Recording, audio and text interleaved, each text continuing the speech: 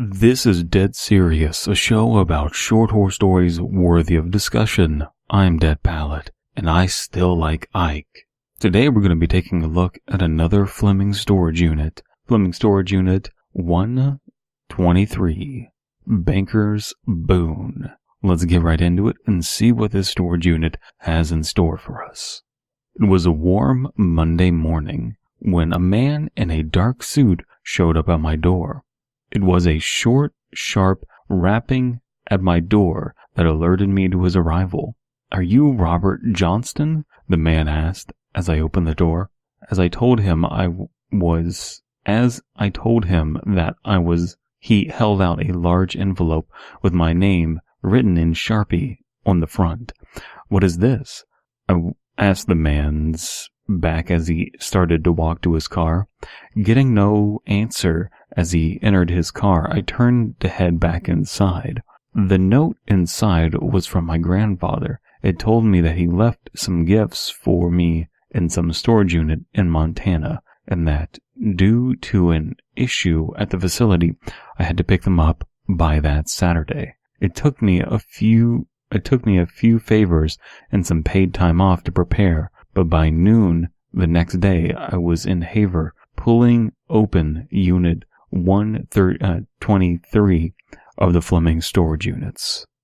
So I can already see from here that we have some rather large paragraphs that probably can be broken down into smaller, more digestible paragraphs. And there's also a few weird formatting things here with the way that the dialogue is framed. But I think that that's in an effort to get our narrator opening up the Fleming Storage Units in the first paragraph as per the rules. So giving them that grace of, there's that rule that they're trying to follow. The idea is pretty intriguing, the idea that a person would knock on a door, hand you an envelope, and then just go back to their car without speaking any more words to you. That's, unnerving and interesting. I'm liking this opening. Big paragraph coming up. We can do this. The sunlight revealed several pieces of antique furniture, an armoire, a dresser, a full-length dressing mirror, and several travel trunks are lining the wall. In the middle of the unit, on a small table, was a boombox and a box of cassette tapes. As I walked over to the table, I noticed a folded piece of paper sticking out of the box of cassettes. I picked up and unfolded the paper to discover a handwritten note addressed to me. "These tapes are my gift to you.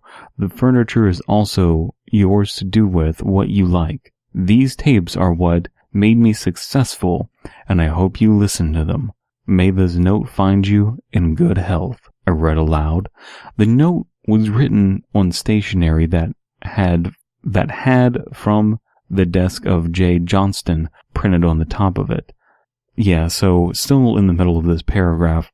As you can hear, this is a rather long paragraph, and again, formatting issues about, how this is all, it's clear once you've read it what the idea that they're trying to convey, but it's not so good on a first read. It doesn't flow smoothly.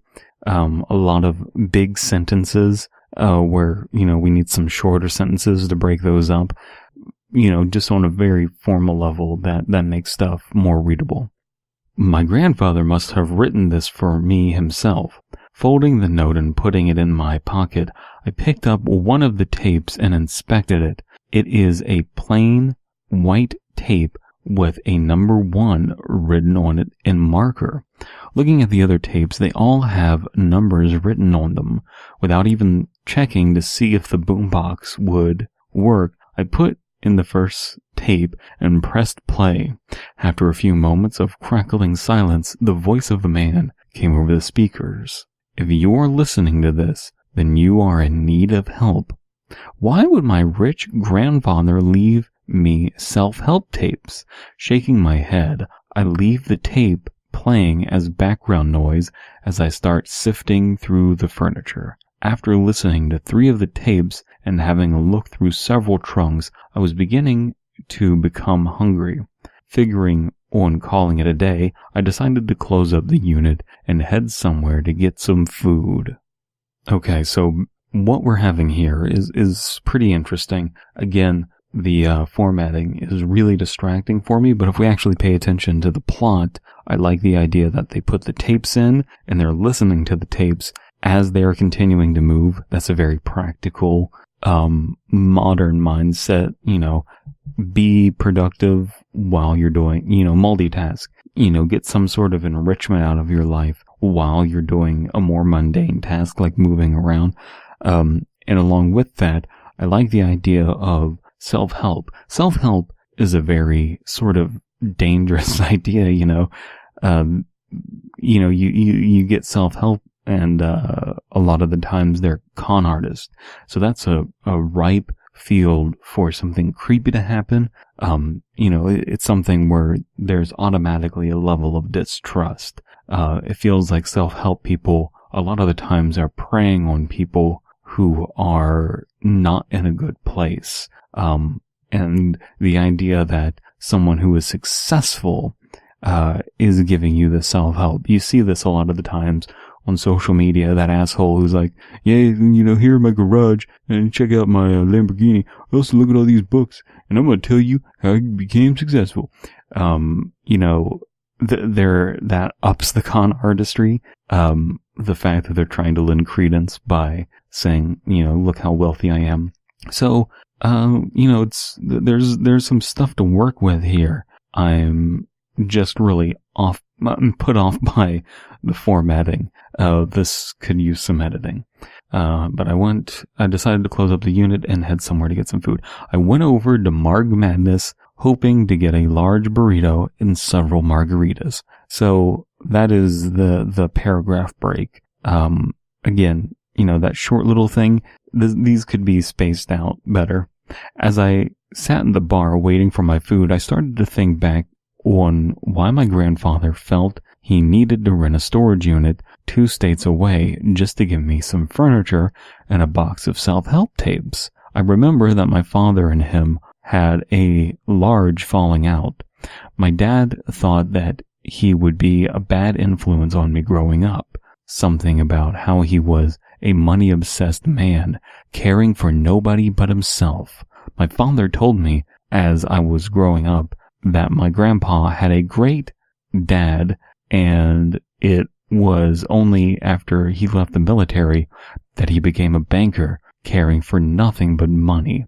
I never did learn what my grandpa did in the military, or even what branch he served under. My thoughts became interrupted when the waitress served me my order. My train of thought changed from my family to about how annoying it must be to wear such a cheap-looking sombrero as part of your work attire.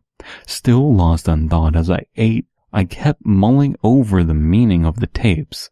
They just sounded like cheesy motivational tapes. Realizing that I was getting nowhere, I finished my food and asked for the bill. As I entered my truck, I realized that I had nowhere to sleep. I decided to park at the Conrad rest area and rough it in my truck. So I talk a lot about including mundane details as to establish realism, and it becomes a question of what mundane details do you want to enter? What's relevant? What has flavor to it but is still mundane enough to establish that this is the real world? I would say asking for the bill, and that part isn't necessarily needed to be included, but what is the nice detail about the cheesy, cheap-looking sombrero that the employee had to wear. That makes a lot more sense. We're getting a little bit of idea as to what is on these motivational tapes, that it's just cheesy motivational stuff, but we need to hear some examples and a little more idea as to who this person is, because it seems that this is the character that we really want to focus on. Who is giving these motivational speeches on this tape? Who is the self-help guru? There's a wide range of self-help gurus, so I'm wondering what kind of person is it? Is it a smiley, upbeat person, Is it a commanding kind of person, much more military in nature? What kind of self-help person is this? Because I can imagine an endless number of them. It could be more of your hippie, Far Eastern philosophy type motivational speaker. Where is this coming from? What time period? Blah, blah, blah. What are some specific things being said? Are they dropping catchphrases? These are the kind of things that I need to know.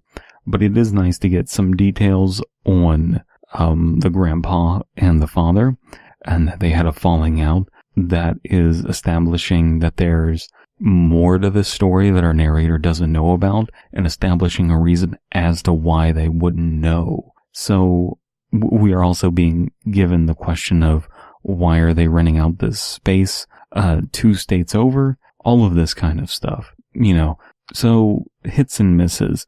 We're getting some information, but probably not enough, and maybe not in the areas that we need. We really want to know who's on this tape and what advice they're giving. I awoke with a start in my truck. I desperately needed to hit the head. As I walked to the facilities, I thought I saw something in the corner of my eye. For those who don't know, the term need to hit the head means needing to go to the bathroom. As I turned to face it, there was nothing but my truck. Now really needing the bathroom, I rushed to finish my business. I quickly dashed to a stall and relieved myself. As I sat there, I noticed that the lights were flickering on and off. So I really did not expect our narrator to be a lady, or maybe they're just a man who sits down as they pee. As I sat there, I noticed that the lights were flickering on and off. Curse the poor maintenance, I go to wash my hands. Cursing the poor maintenance, I go to wash my hands. As I opened the stall, I came face to face with a man dressed in all black. Okay. I usually hear the phrase hit the head in reference to peeing, but maybe he was going number 2. Anyway, he was wearing a hoodie with the hood up obscuring his face. Before I could react, he started to attack me. His hands were around my throat as he pushed me back into the stall. I struggled and tried to fight back uselessly. His hands continued to choke off my air supply. As I started to black out, I tried one last time to hit him in the face. My fist caught his hood and pulled it back. But before I could see my attacker's face, he slammed my head against the wall. Screaming, I sat up in the driver's seat of my truck. It was a nightmare. I figured it was due to Tex-Mex I had. Recollecting myself, I noticed that the sun was up. Determined to get back home, I grabbed breakfast at McDonald's on my way back to the storage facility. Alright, so the rest of this story seems to be one big run-on paragraph about the size of a page in 12-point font, and that's probably a no-no. You probably don't want to end your story that way, but I'm also confused as to what's going on here. There are a lot of questions I have. We have this dream, which could mean something, and it could mean nothing. It could be a red herring. It's unclear, but you factor that in with a lot of loose plot threads that I don't feel are going to be wrapped up. We don't need to know what the falling out was between the father and the grandfather, but I feel like we're going to be missing out on some information that could be crucial to the arc of this story. It feels like this is not as focused as it could be, and certainly I'm dreading this giant paragraph. But let's get into it. I pulled up to the gate at around 10 o'clock, finishing my McGriddles. The officer that handed me my paperwork to yesterday, my paperwork to yesterday, was at the gate again. I will never forget that thick mustache. I nodded to him in recognition as I passed him. Opening up the unit again, I meant to get the content into my truck as fast as I could. That is when I stopped and looked at the boombox with the tapes. At that moment, I was compelled to continue to listen to the tapes. I put on the next tape, and it started like the others, with a little empty static. As I was waiting for the motivational speaker, the boombox clicked off as the tape was done. Confused, I checked the tape deck was okay. That is when I noticed that I lost an hour and that several of the trunks were loaded onto the truck.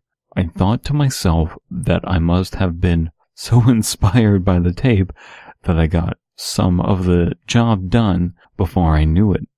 Pausing mid-paragraph to break down some of the stuff that's happening, I kind of had suspicions that maybe this was where this was going. Not exactly, but the idea that the tapes have some sort of supernatural or hypnotic ability to them. And, the grandfather was very obsessive, and maybe it was some sort of Faustian bargain, on these tapes that you're making, where it made him have a terrible relationship with his son. It made him extraordinarily greedy, but it also made him extremely wealthy. And so this person, our narrator here, is missing time, but was apparently very productive in loading up his truck in that period of time. So hopefully we get a little more information than that, but I think that that's a decent idea, and could potentially wrap up a lot of the seemingly random plot threads of the story quite effectively. I put in the next tape, and almost as soon as I pressed play, I was already placing the next tape onto the boombox, and most of the furniture was on the truck and properly secured. Now I am starting to see why these tapes were important to my grandfather. They seem to increase work efficiency. Now the only items left in the unit was the small table and the boombox and the tapes, with the boombox and the tapes. Now there was only one tape left, and I figured that if the tapes helped me load the furniture, that I should listen to the last one. Pressing play, one last time, I waited for the voice again, and as the voice spoke, the door to the unit closed behind me, trapping me in darkness. Ooh. The static over the boombox grew louder. A keening wail started to emit from the speakers. Fumbling around in the darkness, I tried to get the door open. The noise was getting louder and louder. Then everything went silent.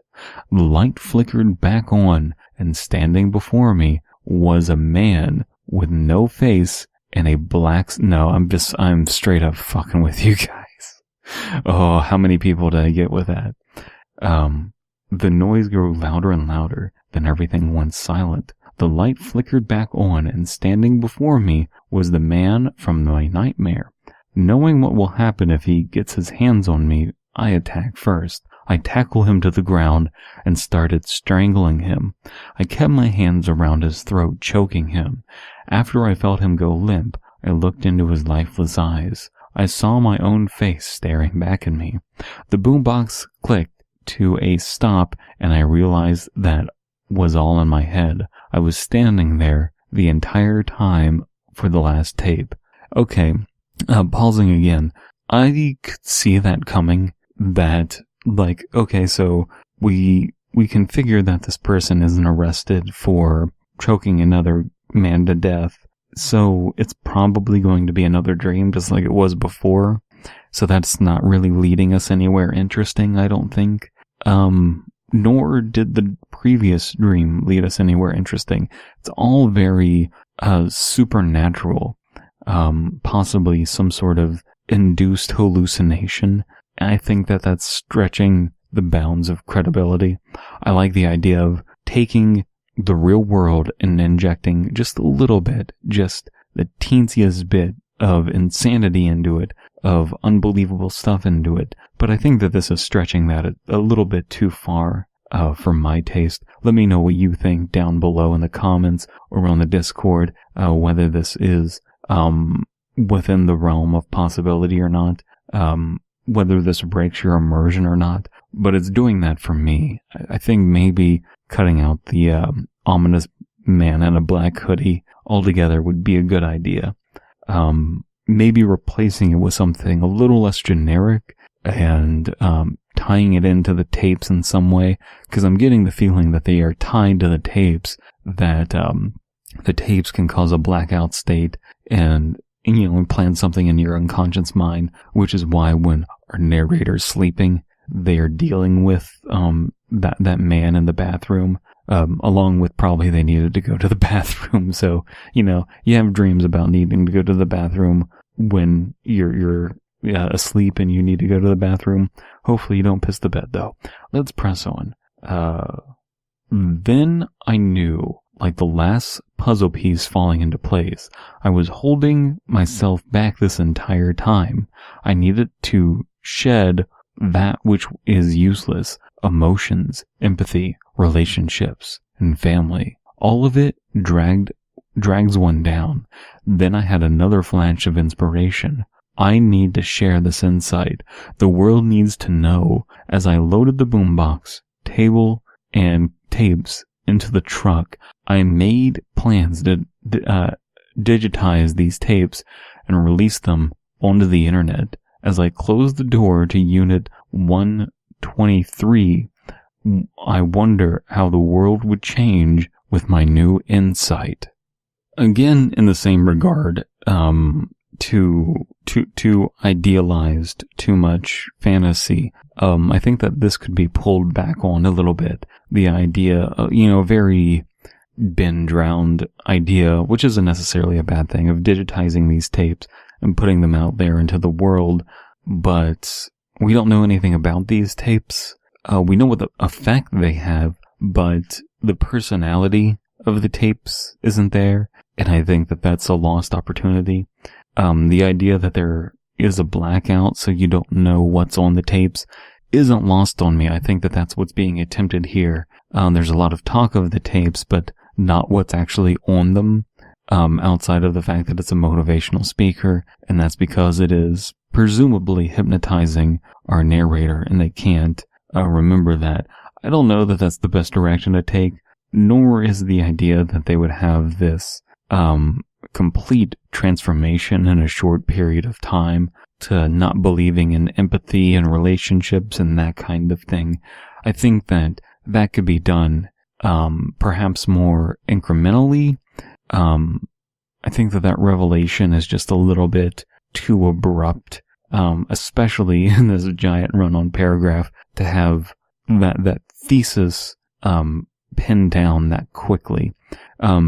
But I can give you some instructional information on this, where another character from something I care about deeply, Boogie Pop Phantom, goes through a similar mindset of realizing that, this is useless, and like this kind of nihilistic, pragmatic, like you need to be productive idea. The way that they went through this is by breaking down a computer, and their sister walks in on them, because they're a young person, and they're like, hey, why are you taking apart the computer? Is it broken or something? And he's just like, no, I want to take out what's useless from the computer. Maybe this computer has parts that it doesn't need. And then there's just this slow character study of how someone could, change their mindset and go down a very extremist mindset about, emotions and, getting rid of the useless stuff and the useless people and that kind of thing. It happens here too abruptly, and I do get the idea that it's a hypnotizing tape, so there's definitely that element to it, but I don't think that makes for as good of a story as if that happened over a period of time. And obviously, that's much harder to accomplish in a short story, but maybe the goals need to be shifted around a little bit. Those are my thoughts on the matter. Now, if you enjoyed that, consider helping out the community and supporting my channel. You can support the community by conversing in the comments below or on the Discord linked in the description. You can also support me by subscribing to the channel, following me on the social media, links down below, and pledging to my Patreon, which is also down below. Thank you so much for your time, and now on to our sponsor of this non-moment in time, which is Tex-Mex. Tex-Mex, a nightmare for your mind and your anus.